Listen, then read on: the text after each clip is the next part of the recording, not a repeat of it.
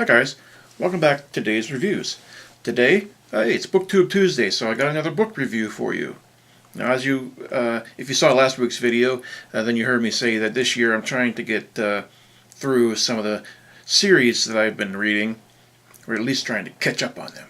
And so this week's review is yet another sequel book. And this one, it's actually the third installment in the Miriam Black series, The Cormorant, written by Chuck Wendig. This book I listened to on audiobook. It was narrated by Emily Beresford, who I thought did a brilliant job of bringing Miriam Black to life. This is actually the first Miriam Black book that I listened to. The first two I read. This one I decided to listen to. And yeah, Emily Beresford, she does a really good job of bringing Miriam Black to life. I mean, she's not the greatest at the male voices. It's, a lot of the male voices seem to be very similar, but sometimes it's not that easy for a female narrator to do a bunch of different male voices, just as it is equally difficult for a male narrator to do multiple female voices. You see that a lot in audiobooks. Some are better at it than others, but it didn't really bother me that much, because to me it didn't take away from the story. It didn't bother me. So, who is Miriam Black? Miriam Black is a young woman who, through an accident, gained a unique ability to be able to see a person's death simply by touching them. And so that power that she has is what is driving her life story here. Like I said, The Cormorant is the third book in the series. The first one is called Blackbirds. The second one is called Mockingbird.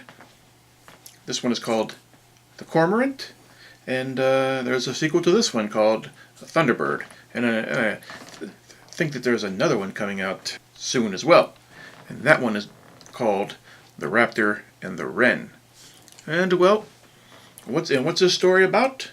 Well, the Cormorant picks up where Mockingbird left off, and we find Miriam Black. She's transitioned from a thief, because in the earlier books she would use this ability to basically steal from the people who died. But in this episode, she has made the transition from thief to killer. So she's using her visions and then trying to step in and prevent the person who is supposed to die. And in a lot of cases, this winds up with her killing the person who is going to be killing the intended person. So she is somewhat of a killer, even though she's killing for, I guess you would say, the right reasons, but still she's a killer. And she is, in the book, she is captured by two supposedly FBI agents. They've been on her tail for a long time. They're characters in the prior books, and this time they finally have her, and she's recounting the story of everything that had happened between the end of Mockingbird and The Cormorant. So in between, there are chapters where you're seeing what happened, and then there's chapters where she is talking in the present with the two FBI agents. She's handcuffed, and she's recounting what happened. And in the story, she's explaining that she was hired by a wealthy businessman to find out how he was going to die. He wanted to know. He was going to pay her a large sum of money, and he just wanted to know how he was going to die. So she travels to Florida, and in doing so, she touches this guy, and she sees his death. And in the vision, she discovers that there is a note written in blood, and it is intended for her. And this starts off basically the mystery contained within the Cormorant. Yeah, it's also interesting because in her going down to Florida, she is able to finally reconnect with her mother. In the prior books, you know that Miriam Black has a negative relationship with her mother. Her mother is largely responsible for the person that Miriam Black grew up to be. And so Miriam Black has really despised her mother for most of her life. And like I said, in the earlier books, you've heard about Miriam's mother, but in this book, we finally get to meet her. And that was a very interesting part of the whole story. And she plays a large role closer towards the end of the book. And that was really a interesting part. So, what did I think of The Cormorant? I really enjoyed this book. I really enjoyed the prior ones. So, you know, when I read a Chuck Wendig novel, I know what I'm getting into.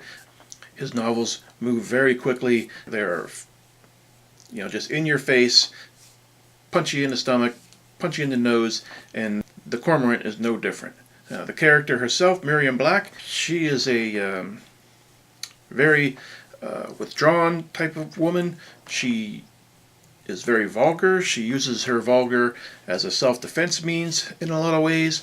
And so, you know, if you don't like vulgar language, some of it's very creative vulgar language, if you get my drift, then you might not like Miriam Black. But if you're interested in story over the vulgarness of it, then you're going to love Miriam Black. This book, you know, or this entire series, I understand that not everybody's going to embrace it because Miriam Black is a very abrasive character. But once you get to know her, you get to start rooting for her. You know, this book, the third book in the series, it didn't fail. I loved it, and for that reason, I'm going to give this book 5 stars. And I wait anxiously. Well, I already have Thunderbird on tap. You know, I got it in an audiobook, and so that's going to be listening to that one soon. So I won't have to wait to reconnect with Miriam too long. And then once I get through that one, of course, I'll be waiting on The Raven and the Wren. Yeah, looking very forward to that. Because I thought The Thunderbird was going to be the last book in the series, but apparently it isn't. And that makes me happy. So, yeah, so if you like fast-paced action, mystery, there's some horror elements in there. The Cormorant really has it all. But don't read The Cormorant before reading the other two. You definitely want to start the series from the beginning with Blackbirds. Like I said, they're really quick reads. And so that's what I have for you this Tuesday. Come back next Tuesday for another book review. And don't forget, Thursday, I'll have another Binge TV review for you. We'll see what show we're going to be talking about this week. And, yeah, so you guys have a good day. Be kind to each other. And I'll see you next time.